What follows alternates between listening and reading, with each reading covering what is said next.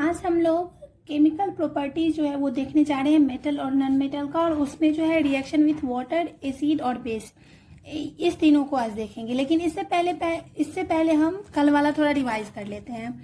तो कल देखिए, कल हम लोगों ने क्या देखा था, जो केमिकल प्रॉपर्टी नॉन मेटल और नॉन मेटल के जो है उसके बारे में पहला वाला था रिएक्शन विथ ऑक्सीजन, यानी कि ऑक्सीजन के साथ जो है कोई मेटल कैसे रिएक्ट करता है या ऑक्सीजन के साथ जो है कोई नॉन मेटल कैसे रिएक्ट करता है। तो उसमें हम लोगों ने सबसे पहला पॉइंट देखा था, जब कोई मेटल ऑक्सीजन से रिएक्ट करता है तो वो क्या बनाता है, मेटल ऑक्साइड बनाते हैं। और इसी में आप कोई सा भी मेटल ले सकते हैं और उसको जो है ऑक्सीजन के साथ रिएक्ट करवा के देखिएगा तो हर किसी में मेटल ऑक्साइड ही बनता है। जैसे कि एग्जाम्पल के तौर पे यहाँ पे लिया गया था, मैग्नीशियम ऑक्सीजन से रिएक्ट करता है तो मैग्नीशियम ऑक्साइड बनाता है, ऐसे ही देखा गया था। फिर इसमें हम लोगों ने देखा था मैग्नीशियम ऑक्साइड जो बना है इसका नेचर कैसा होगा, यानी ये एसिडिक होगा कि बेसिक होगा। तो हम लोगों ने इसके लिए एक्टिविटी भी देखा था। तो उस एक्टिविटी से हमें ये निष्कर्ष निकला है, जो जितने भी मेटल होते हैं वो ऑक्सीजन से रिएक्ट करके मेटल का ऑक्साइड बनाते हैं और उसका नेचर कैसा होता है, बेसिक नेचर होता है। इसी में हम एक दूसरा एग्जाम्पल भी देखे थे, जो आयरन होता है उस पे आप लोग देखते होंगे जो उस पे रस्ट लग जाता है, तो वो क्या है, वो भी एक रिएक्शन है, केमिकल रिएक्शन है। आयरन क्या है, आयरन मेटल है, यानी मेटल का जो है ऑक्सीजन के साथ और पानी के साथ ये रिएक्ट होकर रस्ट बनाया है। फिर इसमें तीसरा एग्जाम्पल देखे थे, वो था कॉपर का। कॉपर का अगर कोई बर्तन होगा आपके घर में तो आप देखते होंगे कॉपर में जो है कुछ दिन कॉपर को छोड़ देने से, कॉपर का जो बर्तन होता है उसको कुछ दिन छोड़ देने से ऐसे ही तो उसमें ग्रीन कोटिंग लग जाता है, जो कि क्या होता है, कॉपर जो है वो भी एयर से और जल से जो है वाटर से रिएक्ट करके उसमें भी ग्रीन कोटिंग लग जाता है, जिसको कि कॉपर हाइड्रोक्साइड और कॉपर कार्बोनेट कहा जाता है। तो ये हो गया था। इसके बाद हम लोगों ने देखा था जो नॉन मेटल जो होते हैं, नॉन मेटल ऑक्सीजन से रिएक्ट करके क्या बनाते हैं, तो ये नॉन मेटेलिक ऑक्साइड बनाते हैं। यानी कि देखिए, मेटल में भी ऑक्साइड था और नॉन मेटल में भी क्या है, ऑक्साइड है। तो ऐसे आप याद रख सकते हैं, जो मेटल ऑक्सीजन से रिएक्ट करके मेटल का ऑक्साइड बनाएगा और नॉन मेटल जो है वो ऑक्सीजन से रिएक्ट करके नॉन मेटेलिक ऑक्साइड बनाएंगे। इसमें भी हम लोगों ने इसका एग्जाम्पल देखा था, जो कार्बन जो है वो ऑक्सीजन से रिएक्ट करके कार्बन डाइऑक्साइड बनाता है, सल्फर ऑक्सीजन से रिएक्ट करके सल्फर डाइऑक्साइड बनाता है। तो इसमें भी हम लोगों ने टेस्ट करना चाहा, जो ये सल्फर डाइऑक्साइड जो होता है ये मतलब जो बेसिक नेचर का है या एसिडिक नेचर का है। तो इसको जब हम टेस्ट किए थे तो उसमें पता चला था सल्फर डाइऑक्साइड को जब वाटर में मिलाया जाता है तो ये सल्फ्यूरस एसिड बनाता है, यानी कि ये क्या करता है, इसका नेचर कैसा होगा, ये एसिडिक नेचर का है। यानी कि नॉन मेटेलिक ऑक्साइड जो है ये एसिडिक नेचर के होते हैं। अब इससे आगे देखने जा रहे हैं। अब हम लोग अपना दूसरा पॉइंट देखने जा रहे हैं, जिसमें है रिएक्शन विथ वाटर। लेकिन वाटर के साथ जो रिएक्शन होता है मेटल और नॉन मेटल का, इसको देखने से पहले एक हम दूसरा चीज देख लेते हैं, जो कि हमारा रिएक्टिविटी सीरीज है, जो यहाँ इस साइड में लिखा गया है। देखिए, ये रिएक्टिविटी सीरीज क्या होता है वो देखिए, जितने भी मेटल है ना उनको वो किस तरीके से रिएक्ट करते हैं उस आधार पे उनको एक सीरीज में बिठा दिया गया है। और इस सीरीज में क्या होता है, ऊपर जो होंगे वो ज्यादा रिएक्टिव होंगे, नीचे वाले उससे कम रिएक्टिव, उससे नीचे वाले और भी कम रिएक्टिव, और जो सबसे नीचे होगा वो बहुत ही कम रिएक्टिव होता है। तो ये एक रिएक्टिविटी सीरीज है और ये सीरीज बहुत ही ज्यादा मदद करता है हमें रिएक्शन को समझने के लिए। तो इसे याद कर लीजिएगा तो अच्छा रहेगा। तो यहाँ पे पहले रिएक्टिविटी सीरीज को देख लेते हैं। तो रिएक्टिविटी सीरीज में हमारे सबसे ऊपर में क्या आता है, पोटासियम सोडियम। यानी कि पोटासियम सोडियम एक ऐसा मेटल है जो कि बहुत ही ज्यादा रिएक्टिव होता है। देखिए, इसको आप ऐसे भी समझिएगा, अगर कोई इंसान ही है तो इंसान हर टाइप का होता है। कोई इंसान ऐसा होता है जिसको कि एक बार कुछ कह दीजिए तो वो तुरंत में रिएक्ट कर लेता है, तो बिल्कुल वैसे ही पोटासियम और सोडियम क्या है, बहुत ही ज्यादा रिएक्टिव है। और कुछ लोग ऐसे क्या होते हैं जिनको मतलब जो ज्यादा बार परेशान करिएगा तब वो रिएक्ट करेंगे। तो उसमें जैसे कि इसमें आ जाता है एल्युमिनियम, जिंक, आयरन, ये सब आ जाता है। एक तीसरे कैटेगरी के भी व्यक्ति होते हैं जिनको कुछ भी कहिए लेकिन वो बहुत परेशान करने के बाद वो कभी कभार रिएक्ट करते हैं, तो उसमें आपको मरकरी, सिल्वर, गोल्ड आ जाता है इस तरीके से। तो सबसे ज्यादा रिएक्टिव कौन है, तो ये आपको याद रखना ही है, पोटासियम और सोडियम जो है सबसे ज्यादा रिएक्टिव होते हैं। ये इतने रिएक्टिव होते हैं जो इन्हें अगर आप खुला ऐसे ही छोड़ दीजिएगा तो ये तुरंत में जो है एयर से भी रिएक्ट कर लेता है। और सोडियम को जब वाटर में डालते हैं तो वो वाटर के साथ भी बहुत ही ज्यादा तीव्र जो है रिएक्ट करता है और इसे बहुत ही ज्यादा मतलब एक्सप्लोशन टाइप से होने लगता है। इसीलिए सोडियम को जो है मिट्टी के तेल में रखा जाता है, क्योंकि अगर बाहर छोड़ दिया जाएगा सोडियम पोटासियम को तो तुरंत ये फायर को कैच कर लेंगे। तो ये रिएक्टिविटी सीरीज है, 4 बार 5 बार पढ़िएगा लगातार इसे तो याद हो जाएगा। तो सबसे ऊपर क्या आता है, पोटासियम, उसके बाद सोडियम, उसके बाद कैल्शियम, उसके बाद मैग्नीशियम, उसके बाद एल्युमिनियम, फिर जिंक, फिर आयरन, फिर टीन, फिर है आपका लेड, फिर है hydrogen, copper, mercury, silver, gold. तो यही है रिएक्टिविटी सीरीज। तो रिएक्शन विथ वाटर को अब हम लोग देखने जा रहे हैं। तो ये चीज आप लोग भी सोचिए, वाटर जो होते हैं हमारे पास वो किन किन फॉर्म में होते हैं। कोल्ड वाटर में भी हो सकता है, या हॉट वाटर भी हो सकता है, या स्टीम भी हो सकता है। ये तीनों फॉर्म है।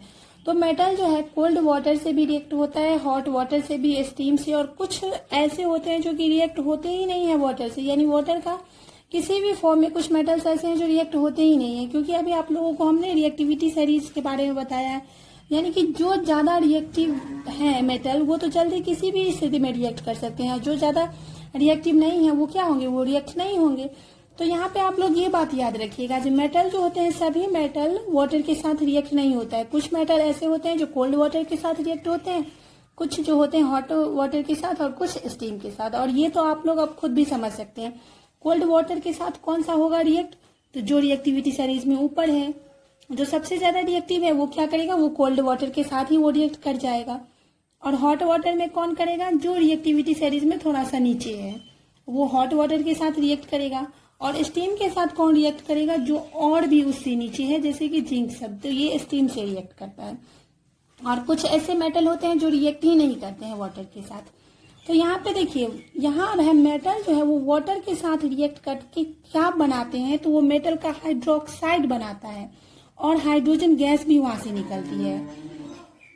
और एक कंडीशन होता है, मेटल जब वाटर से रिएक्ट करते हैं तो मेटल का ऑक्साइड भी बना देते हैं और हाइड्रोजन गैस निकलती है। यानी कि एक चीज यहाँ पे क्लियर हो रहा है, मेटल जब वाटर के साथ रिएक्ट होगा तो हाइड्रोजन गैस जो है किसी न किसी फॉर्म में वहां से जो है वो निकलना तय ही है। लेकिन कोई कोई मेटल ऐसा होता है जो कि वाटर के साथ रिएक्ट करके मेटल का हाइड्रोक्साइड बना देता है, या कोई मेटल ऐसा होता है जो वाटर के साथ रिएक्ट करके मेटल का ऑक्साइड बना देता है। तो ये थोड़ा सा ध्यान रखने वाली बात है। अब बाकी बात दोनों में जो है हाइड्रोजन गैस ही निकलती है। अगर आपसे पूछा भी जाएगा क्वेश्चन तो ऐसे ही पूछा जाएगा, मेटल जो है वो वाटर के साथ रिएक्ट करता है तो कौन सी गैस निकलती है, तो हाइड्रोजन गैस निकलती है। तो अब हम लोग सबसे पहला जो है यहाँ पे देखते हैं कोल्ड वाटर, यानी कि कोल्ड वाटर के साथ मेटल का कैसे रिएक्शन होता है। तो जो बहुत ही ज्यादा रिएक्टिव मेटल है, जैसे कि है आपका सोडियम है, पोटासियम है, कैल्शियम है, ये तीनों क्या करते हैं, ये कोल्ड वाटर के साथ ही रिएक्ट कर लेते हैं। इसमें जो है सोडियम और पोटासियम तो बहुत जल्दी रिएक्ट कर लेता है, कैल्शियम थोड़ा उससे समय लगाता है। और ये तीनों जो है जब वाटर के साथ रिएक्ट करते हैं तो क्या बनाते हैं, ये तीनों अपने हाइड्रोक्साइड बनाते हैं। यहाँ पे हाइड्रोक्साइड का फॉर्मेशन होता है। जब सोडियम जो है वाटर के साथ रिएक्ट होगा तो वो सोडियम मेटल जो है हाइड्रोक्साइड बनाएगा, यानी सोडियम हाइड्रोक्साइड बनेगा। हाइड्रोजन गैस तो निकलेगा हर कंडीशन में। तो वही यहाँ पे एग्जांपल दिया है, सोडियम जो है वाटर के साथ रिएक्ट करके क्या बनाएंगे, सोडियम हाइड्रोक्साइड बनाएंगे और हाइड्रोजन गैस निकलेगा। ऐसे ही आप पोटाशियम का भी लगा के देख सकते हो, पोटाशियम प्लस वाटर और एरो का चिन्ह, यानी कि पोटाशियम हाइड्रोक्साइड प्लस हाइड्रोजन। ऐसे ही आप कैल्शियम का भी लगा के देख सकते हो, और यहाँ पे मैंने जो है इसका फॉर्मूले टाइप से भी लिख दिया है, तो इसे भी आप लोग देख सकते हैं। वैसे अगर इसे आप नहीं भी देखते हैं तो ये कोई आपके लिए उतना जरूरी नहीं है, ये आगे क्लास में आपको सिखाया जाएगा अच्छे से। अभी आप लोग बस इतना याद रखिए, सोडियम जो है वाटर के साथ रिएक्ट करके सोडियम हाइड्रोक्साइड बनाएगा और हाइड्रोजन गैस जो है वहां से प्रोड्यूस होगा। अब दूसरा हमारे पास आता है बॉइलिंग वाटर। बॉइलिंग वाटर यानी कि उबलते हुए पानी के साथ कौन सा मेटल जो है वो रिएक्ट करेगा, तो इसमें लेस रिएक्टिव आते हैं, यानी कि जो बहुत ज्यादा रिएक्टिव थे उससे कम रिएक्टिव वाले जो मेटल होते हैं, जैसे कि मैग्नीशियम और जिंक। और ये जब रिएक्ट करते हैं वाटर के साथ तो इनका ऑक्साइड फॉर्म होता है, ये भी याद रखिएगा, इनका ऑक्साइड फॉर्म आता है। जैसे कि एग्जांपल में दिया है, मैग्नीशियम वाटर के साथ रिएक्ट करेगा तो मैग्नीशियम ऑक्साइड बनाएगा और हाइड्रोजन गैस तो निकलना है ही। ऐसे ही आप जिंक के साथ भी बैठा के लिख सकते हो, जिंक प्लस वाटर तो जिंक ऑक्साइड और हाइड्रोजन गैस निकलेगा। फॉर्मूला भी याद नहीं करना है, ऐसे ही याद रखिए, और छोटा छोटा चीज है याद रखिएगा तो और बेटर होगा। अब हमारे पास आता है तीसरा, स्टीम के साथ कौन रिएक्ट करेगा, तो स्टीम के साथ वो मेटल रिएक्ट करेगा जो उससे भी ज्यादा लेस रिएक्टिव हो, यानी कि बहुत कम रिएक्टिव वाले जो मेटल होंगे वो स्टीम के साथ रिएक्ट करेंगे। जैसे कि यहाँ पे दिया गया है आयरन। आयरन क्या है, आयरन जो है लेस रिएक्टिव में आता है, तो ये स्टीम के साथ रिएक्ट करेगा, और ये जो स्टीम के साथ रिएक्ट करेगा तो ये भी ऑक्साइड ही बनाएगा।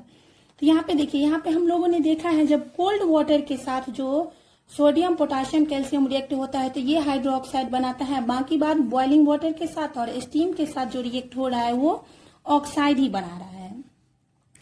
तो यहाँ पे इसका भी लिखा गया है, आयरन वाटर के साथ और स्टीम में, वाटर किस फॉर्म में है, स्टीम के फॉर्म में है। तो आयरन जो है वाटर से रिएक्ट करके क्या बनाया है, आयरन ऑक्साइड बनाया है और हाइड्रोजन गैस जो है इस कंडीशन में भी निकला है।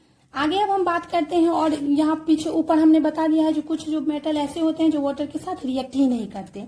अब हमें ये जानना है नॉन मेटल। नॉन मेटल जो होते हैं ये वाटर के साथ रिएक्ट नहीं करते हैं, लेकिन नॉन मेटल में भी जो है कोई ऐसा नॉन मेटल होता है जो बहुत ही ज्यादा जो रिएक्टिव होता है। जैसे कि हम बात करते हैं फॉस्फोरस। फॉस्फोरस क्या है, ये नॉन मेटल है, नॉन मेटल होने के साथ साथ ये रिएक्टिव है। तो इस फॉस्फोरस को जो है हमेशा वाटर में ही रखा जाता है, क्योंकि अगर इस फॉस्फोरस को वाटर से बाहर निकाला जाएगा तो ये क्या कर लेगा, तुरंत जो है फायर कैच हो जाएगा इसमें। एयर के संपर्क में जैसे ही फॉस्फोरस आएगा तो इसमें क्या हो जाएगा, फायर कैच कर लेगा ये फायर को। इसीलिए जो है फॉस्फोरस को हमेशा वाटर में रखा जाता है। अब हमारा तीसरा पॉइंट आता है रिएक्शन विथ एसिड। अब हम लोग इसको देखने जा रहे हैं, यानी कि जो हमारा मेटल होता है वो एसिड के साथ रिएक्ट करके क्या बनाता है। मेटल जो होते हैं वो एसिड के साथ रिएक्ट करके साल्ट बनाता है और हाइड्रोजन गैस निकलती है। तो यहाँ पे एक चीज याद रखिएगा, हाइड्रोजन गैस जो निकलता है तो वहाँ पे पॉप की साउंड आता है, मतलब पॉप टाइप का वहाँ पे थोड़ा सा साउंड आता है, और उस साउंड से जो है हाइड्रोजन गैस फिर निकलती है। मतलब जिस समय हाइड्रोजन गैस निकलती है उसमें पॉप का साउंड आता है। तो ये पूछा जा सकता है आपसे, तो इस तरीके से याद रखिएगा, इसका साउंड भी याद रखिएगा। तो मेटल जो है वो एसिड से रिएक्ट करके क्या बनाएंगे, सॉल्ट बनाएंगे और हाइड्रोजन गैस निकलेगा विथ पॉप साउंड। तो अब देखिए यहाँ पे जो है एसिड की जब हम बात करते हैं तो एसिड तो हमारे पास बहुत अलग अलग तरह का एसिड है। तो इसमें से हम यहाँ पे दो टाइप का एसिड ले रहे हैं, एक ले रहे हैं हाइड्रोक्लोरिक एसिड और दूसरा ले रहे हैं सल्फ्यूरिक एसिड।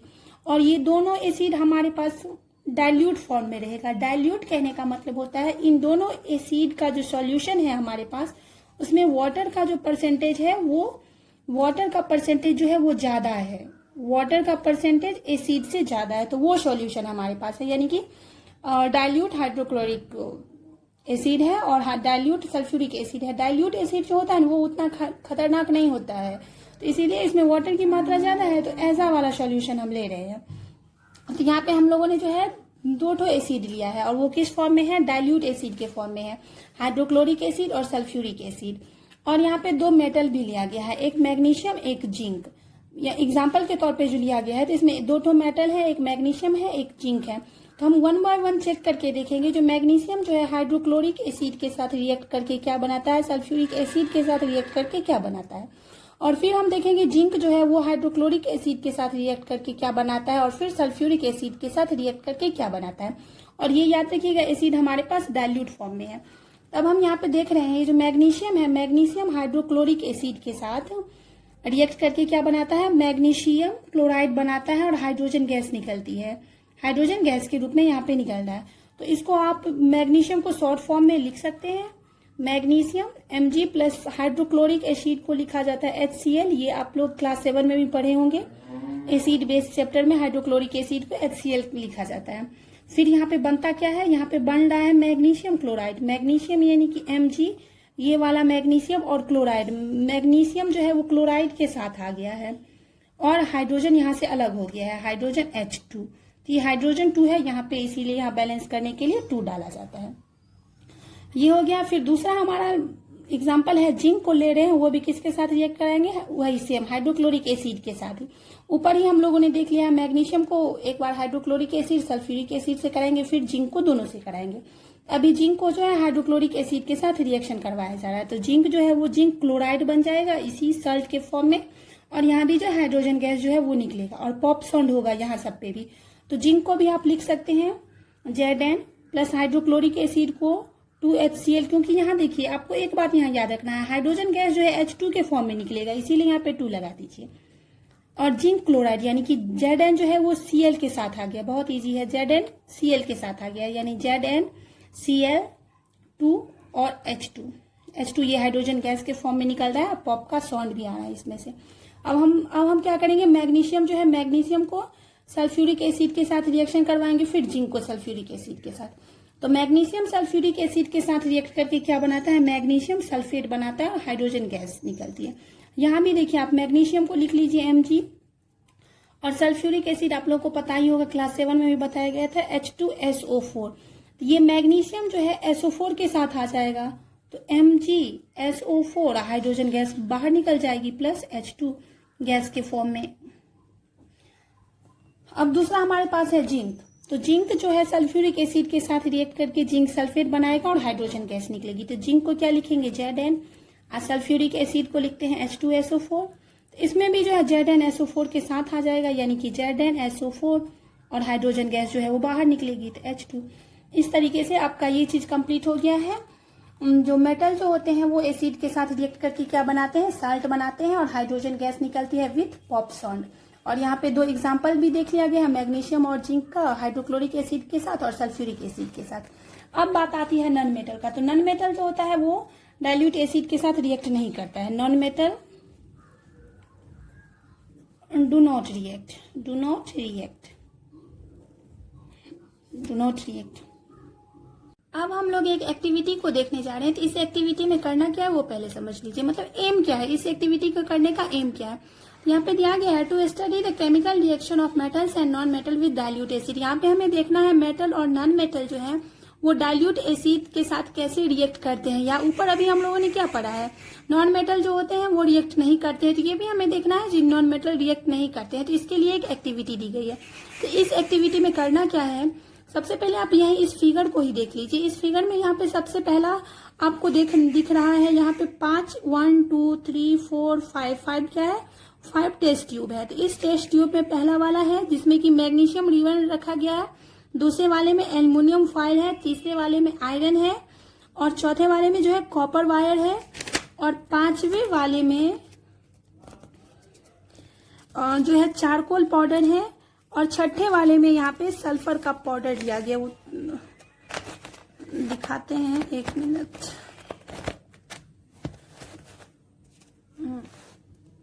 तो यहाँ पे छठे वाले में क्या है, सल्फर का पाउडर लिया गया है। तो ये तो आप लोगों ने यहाँ पे देख लिया है अच्छे तरीके से। जो पहला वाला जो टेस्ट ट्यूब है इसमें क्या लिया गया है, मैग्नीशियम रिबन है, दूसरे वाले में एल्युमिनियम फॉइल है, तीसरे वाले में आयरन है, चौथे वाले में कॉपर वायर है, पांचवे में चारकोल पाउडर है, और छठे में क्या है, सल्फर पाउडर है। ये 6 को लिया गया है। अब क्या करना है, बारी बारी से इस जितना भी है सब टेस्ट ट्यूब में क्या करना है, 5 ml जो है डाइल्यूट हाइड्रोक्लोरिक एसिड डालना है। 6 में क्या करना है, 6 में जो है डाइल्यूट हाइड्रोक्लोरिक एसिड डालना है। जैसे कि अभी ऊपर ही हम लोगों ने रिएक्शन में क्या पढ़ा था, हमें जो है 2 तरीके के एसिड्स के साथ रिएक्शन करवाया गया था, एक तो था हाइड्रोक्लोरिक एसिड और एक था सल्फ्यूरिक एसिड। तो वही काम यहाँ भी करना है। इस 6 जो टेस्ट ट्यूब है, इस 6 में क्या करना है, 1 by 1 जो है 5 ml हाइड्रोक्लोरिक एसिड को डालना है। और इसके बाद जो है यहाँ पे देखना है इसमें कुछ रिएक्शन भी हो रहा है, यानी कि मैग्नीशियम रिबन जैसा था वैसा ही है या कुछ चेंजिंग भी हुआ है। अगर नहीं कुछ चेंज हो रहा है तो आप इसको क्या करिए, धीरे धीरे जो है इसे गर्म करिए। यानी कि इस जितना भी यहाँ पे 6 टेस्ट ट्यूब है इसको आप किसी मैच बॉक्स या जहाँ पे थोड़ा बर्न हो रहा हो, कोई चीज जल रहा है, उसके पास ले जाए, वहां पे इसको जाके गर्म करिए। इसके बाद आप क्या अब्सॉर्ब कर रहे हैं वो बताया गया है। तो यहाँ पे देखिए, यहाँ पे दिया गया है एक test tube ABCDEF, 6 test tube लिया गया था, और इसमें मेटल और नॉन मेटल दोनों लिए गए थे। तो मैग्नीशियम क्या है, मेटल है, एल्युमिनियम भी जो है वो मेटल है, आयरन भी मेटल है, कॉपर भी मेटल है, और चारकोल जो है ये मेटल और नॉन मेटल में नहीं आता है, क्योंकि चारकोल जो है कोल से बना हुआ है, तो कोल यहाँ डिपेंड करता है। तो ये जो आपका नॉन मेटल में आ जाएगा, चारकोल नॉन मेटल में आ जाएगा, और सल्फर जो है ये भी नॉन मेटल में है। तब यहाँ पे दिया गया है reaction with dilute hydrochloric acid. यहाँ पे देखना है हाइड्रोक्लोरिक एसिड के साथ ये रिएक्ट हुआ है तो रूम टेम्परेचर पे रिएक्ट हुआ है, या फिर उसे हम थोड़ा गर्म किए हैं तब जाके रिएक्ट हुआ है। और दूसरा फिर इसी में हमें दिया गया था, और यहाँ पे है reaction with dilute sulphuric acid, और दूसरा यहाँ पे दिया गया है सल्फ्यूरिक एसिड के साथ जो है ये रिएक्ट किया था, तो कैसे, रूम टेम्परेचर पे या फिर गर्म करने से। तो इस एक्टिविटी में जो हम लोग देखते हैं वो ये पता चलता है मैग्नीशियम रिबन जो है ये डाइल्यूट एसिड के साथ भी रिएक्ट कर रहा है, और डाइल्यूट जो है सल्फ्यूरिक एसिड और हाइड्रोक्लोरिक एसिड दोनों एसिड के साथ मैग्नीशियम रिएक्ट कर रहा है। क्योंकि पहले भी ऊपर हम लोग देख चुके हैं, जो मैग्नीशियम जो है हाइड्रोक्लोरिक एसिड और सल्फ्यूरिक एसिड दोनों के साथ रिएक्ट किया है और रूम टेम्परेचर पे ही रिएक्ट किया है। उसके बाद एल्युमिनियम भी जो है वो दोनों से रिएक्ट किया है और रूम टेम्परेचर पे ही रिएक्ट किया है। उसके बाद फिर आयरन जो है ये भी दोनों से रिएक्ट किया हुआ है और रूम टेम्परेचर पे ही रिएक्ट किया हुआ है। और इसके बाद जब बात आती है चारकोल और सल्फर का, तो ये दोनों नॉन मेटल है, तो ये सब जो है रिएक्ट किया ही नहीं है। और इसके बाद कॉपर आता है, तो कॉपर जो है वो रूम टेम्परेचर पर रिएक्ट नहीं किया हुआ है। तो इस तरीके से यहाँ पे क्लियर हो गया है, इस चार्ट को देख के, इस एक्टिविटी से पता चल गया है। चलिए अब हमारा लास्ट है रिएक्शन विथ बेस। जो हमारा मेटल और नॉन मेटल है वो बेसिस के साथ कैसे रिएक्शन करता है वो देखना है। तो बहुत कम मेटल ऐसे होते हैं जो कि बेस के साथ रिएक्ट करते हैं, और इसमें आपका आता है एल्युमिनियम, जिंक, लेड, ये सब जो है बेस के साथ रिएक्ट करते हैं। और वो भी कैसा बेस रहेगा, जब स्ट्रॉन्ग बेस रहेगा तो उसके साथ ये रिएक्ट करेंगे।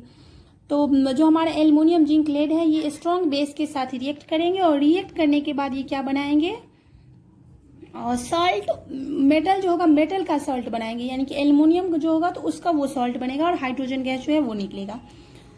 और यहाँ पे आता है फिर नॉन मेटल। तो नॉन मेटल जो है वो भी बेस के साथ रिएक्शन करता है, लेकिन ये जो है कॉम्प्लेक्स तरीका है, तो इसको आप लोग हायर क्लासेस में पढ़िएगा।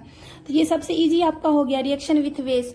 बेस के साथ रिएक्शन में बस आपको दो बातें याद रखनी है, जो सभी मेटल बेस के साथ रिएक्ट नहीं करते हैं। एल्युमिनियम, जिंक, लेड जो है ये बेस के साथ रिएक्ट करते हैं और स्ट्रॉन्ग बेस के साथ रिएक्ट करते हैं, जैसे कि सोडियम हाइड्रोक्साइड एक स्ट्रॉन्ग बेस है। सोडियम हाइड्रोक्साइड क्या है, स्ट्रॉन्ग बेस है, तो इसके साथ ये रिएक्ट करते हैं। और रिएक्ट करेंगे तो क्या बनाएंगे, और सॉल्ट बनाएंगे, मेटल का सॉल्ट बनाएंगे जो मेटल के साथ रिएक्ट हो रहा है, और हाइड्रोजन गैस जो है यहाँ पे निकलेगी। अब जो है आगे हमारा एक डिस्प्लेसमेंट रिएक्शन बचा हुआ है, और इसके बाद जो है यूजेस दिया गया है, मेटल और नॉन मेटल का यूज क्या है। बस एक वीडियोस और डालेंगे और उसमें आपका सारा कंप्लीट हो जाएगा।